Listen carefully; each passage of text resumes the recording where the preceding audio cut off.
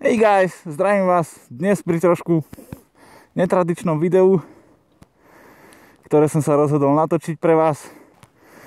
Bude to motovlog bez GoPročky, keďže GoPročku má požičanú brachov kamarát do piatku. Dnes je streda, keď to točím.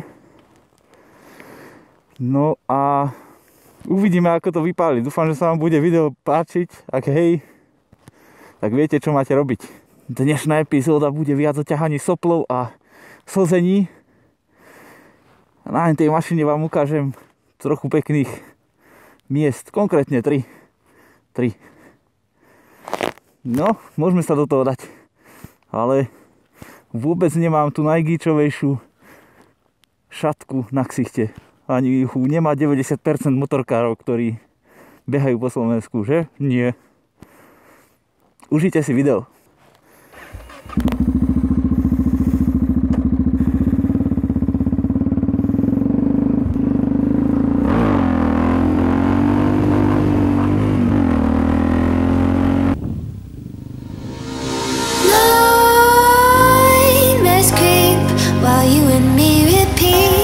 This bittersweet heat is suffocating.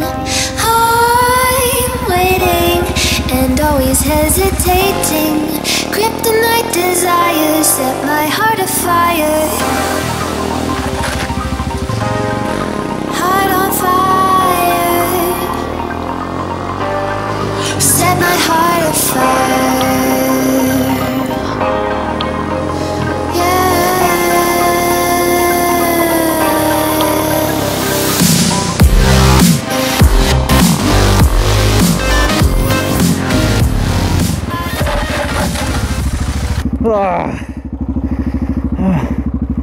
OK guys, ja mám ruky vyťahané ako opica, čo som to už dlho nerobil. Táto vilička. No čo, ideme teda ďalej. Nebudeme sa tu zdržovať viac. Ukážem vám dneska nejaké pekné výhľady, čo mám rád. Keď už naozaj neviem, kde sa ísť odviesť, tak idem len na tieto miesta, mám pekné výhľady, trošku sa povozím, není sú to nejaké veľké diaľky. A na tých miestach trošku zoberiem kameru do ruky, trochu to potočím a aj vám niečo poviem viacej trošku z takých informácií, alebo tak. OK, chlapci, dohodnuté? A dievčatá? Lebo aj téma sledujú, že vraj. Tak poďme.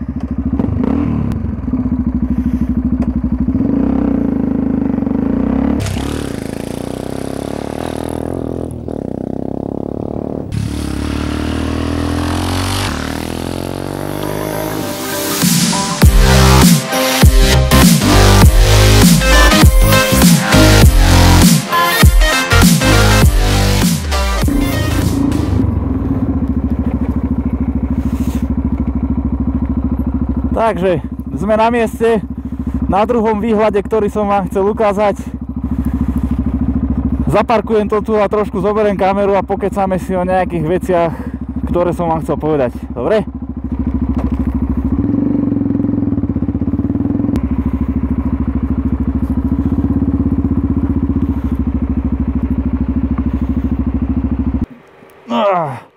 Motorka je zohriata celkom dosť.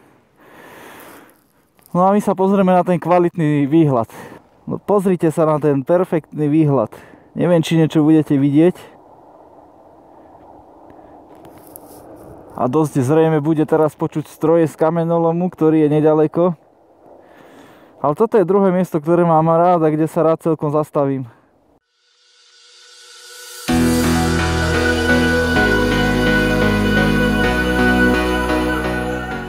Takže máme tu krásny výhľadík znova na našu elektráreň, ktorá je asi takým najviac spoznávaným miestom, ktoré tu je u nás. V podstate veľmi jednoducho zistíte, že kde žijem, lebo takéto elektrárne sú na Slovensku len dve, takže a okrem toho to ani nie je tajomstvo, mne to tak je jedno, či to niekto vie, či to niekto nevie. Vec, ktorú som vám chcel povedať, o ktorej som sa s vami chcel baviť, je Takže ďalšia vec, o ktorej som chcel s vami hovoriť, je Počkaj, ja sa tu nejako frajersky postavím k tej motorke, ktorá už je celkom špinavá z dnešného točenia. Je vlastne to, že veľa ľudí z vás sa ma pýtalo, že prečo je kvalita videa tak nízka, keď si video vydám. Ono to je tým, keď si pozriete veľa ďalších tvorcov, ktorí sú na internete, alebo teda konkrétne na YouTube, tak viacerí o tom hovorili, lebo mali viacej takých fanúšikov. Keď si vy, ako ja náhle video uploadnem na internet a vy si pozriete to video okamžite, pár minút, 2 minútky potom, ako ho uploadnem, alebo nebodaj hneď, tak sa môže stať, že video ešte nebude mať YouTube spracované a pôjde vám zapnúť len v 360-kovej kvalite, pritom je video točené teraz po novom, ináč prvý raz tento vlog a potom aj teda ďalšie ostatné, aj z GoPročky a tak ďalej, bude točený už vo Full HDčku. Takže tá kvalita ona tam bude, len to treba chvíľu počkať, kým to ten YouTube spracuje a trošku to dá dohromady. Ďalšia vec, čo som mal pár takých dotazov, alebo teda rád z minulého videa, že čo točiť v zime, tak bolo to, tuším, že mám natočiť niečo aj z auta. To asi moc nejako neplánujem, to bol jeden nápad, lebo ja neviem, to by asi nikoho nebavilo, keďže je toto kanál o motorkách, alebo teda o motorke a o točení videí na motorke. Druhá vec, bol celkom super nápad založiť teda takú sériu, kde by som sa rozprával ja s vami. A to tým spôsobom, že by som teda vytvoril nejaký fanúšikovský, alebo teda tento na túto stránku Skype, alebo už neviem aké médium, cez ktoré by sme sa mohli spojiť a potom ľudia, čo by so mnou chceli pokecať naživo, popýtať sa niečo, tak by som mohli by sme si zavolať, môžem to natočiť a vlastne z toho by mohlo byť nejaké video. Ak by sa vám to pozdávalo, tak dajte dole do komentára konkrétne váš súhlas alebo nesúhlas, alebo nejaké ďalšie nápady, ako to spracovať nejako zaujímavejšie. Ďalšie bolo, čo ja viem, no ja budem asi točiť až kým nenasneží, ja to vidím tak, lebo veľa chalanov už s tým končí a ja neviem čo proti tomuto počasiu majú, veď ešte není úplne až tak zle, dá sa kľudne ešte točiť aj jazdiť. Jasné, že to už není taká kvalita ako v lete, keď bolo pekne teplo a mohli ste si to užiť naplno, ale minimálne na tie motovlogy to určite ešte je. No a čo k tomu povedať, no? Uvidíme, dokedy sa to bude dať. A keď to pôjde dobre, tak pôjdeme až kým nenasneží, ak sa hovorí. Zlerus. Jaj, no ďalší nápad, on to ani tak nebol nápad, ale bolo to, že mám si predtočiť videa, čo u mňa s mojím nedostatkom času je celkom nereálne. Hlavne teraz, ale tak budem sa snažiť nejako to poriešiť. Aby sme mali volačo na tom kanáli zase jedno video za týždeň, není až tak veľa, aby sa to nedalo zvládnuť. No a určite vymyslíme aj nejakú halus s bratom zase, čo niečo natočíme, kde budú aj motorky, aj nebudú motorky a celkovo také. Ďalšia vec, čo som chcel s vami hovoriť, ako som v niektorom z predošlých videí hovoril o tom, že keď dosiahneme 1000 odoberateľov, tak vyhlásim nejakú súťaž. Čo sa týka tej súťaže, ešte neviem, akým spôsobom to bude prebiehať. Budem to musieť nejako vymysleť. Samozrejme, spravím o tom potom video, však to má ešte čas.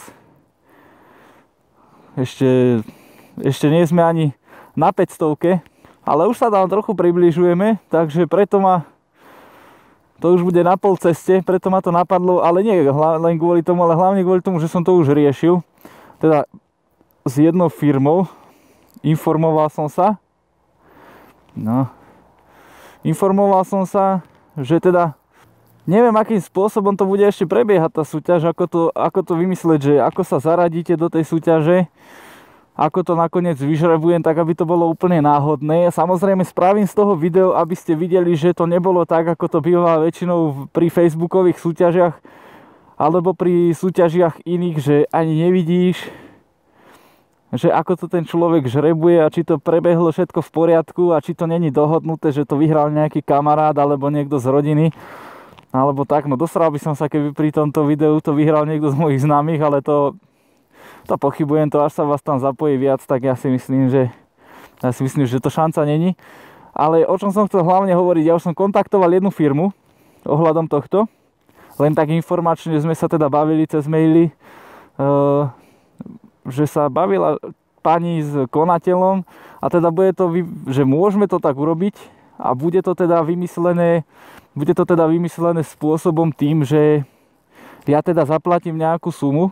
Neviem koľko, ešte nad tým pouvažujem. No a keďže nie všetci, ktorí ma sledujete, máte motorky, určite niektorí hej a niektorí nie, teda väčšina si myslím, že nie, aj keď môžeme sa myliť. V tej firme predávajú chrániče na motorky, oblečenie na motorky, všetko, čo si proste cez oblečenie, cez chrániče môžete predstaviť, príľby a ja neviem čo všetko.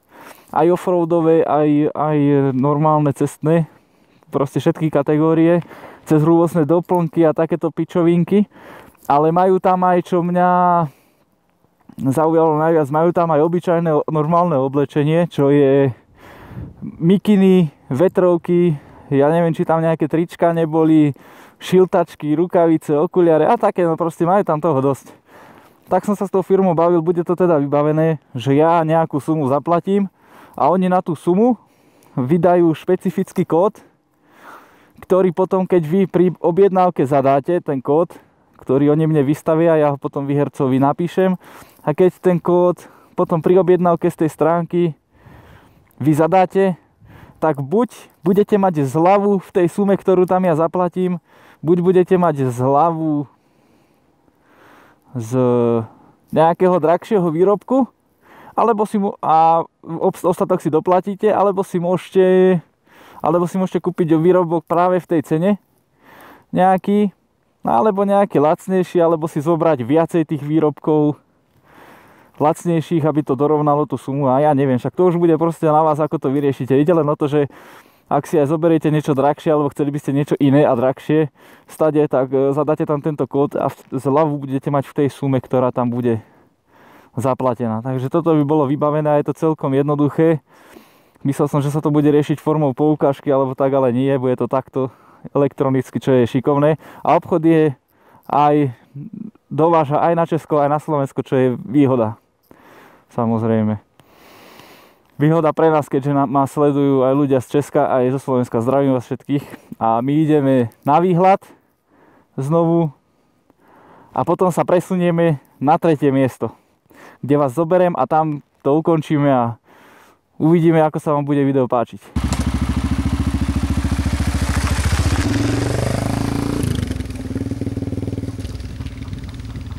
Dobre hoši, dorazili sme na miesto.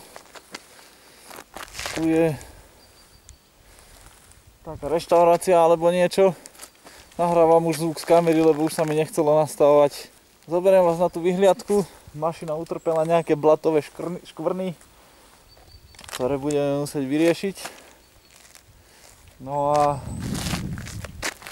potom vlastne ukážem vám výhľad a videjko asi ukončíme. Dúfam, že sa vám to video páčilo. Dalo mi to neskutočne veľa roboty, hlavne mi to zobralo času kopu, lebo presúvať sa a natáčať takýto štýl videí sám je dosť o držku. Takže nebolo to, ale užil som si ten presun a to všetko okolo toho. Takže dúfam, že sa vám to ľúbilo. Ak sa vám video páčilo, nezabudnite dať dole like, odber, koment a pozdieľajte video, nech sa dozvedia ďalší o nás. Nech nás je viac a môžeme spraviť tú súťaž. Tak sa teda majte. Čaute. Tak a tu máme rozhľadňu na celé miesto Bojnice a Prievidza. A tuto to aj ukončíme. Som rád, že ste si toto video pozreli. Ak vás bavilo, dajte like, odber, koment a pozdieľajte video, nech je nás trochu viac. Nech môžeme spraviť súťaž a tak ďalej. Dnešný deň bol dlhý, tiekol mi sopel, bolo mi odporne zima teda. Tento výhľad ste nás už mohli vidieť v jednom videu, ale stálo to za to. Dole Bojnický zámok a takto je to celé pod palcom. Dobre ľudia, majte sa, užite si zvyšok dňa. Čaute.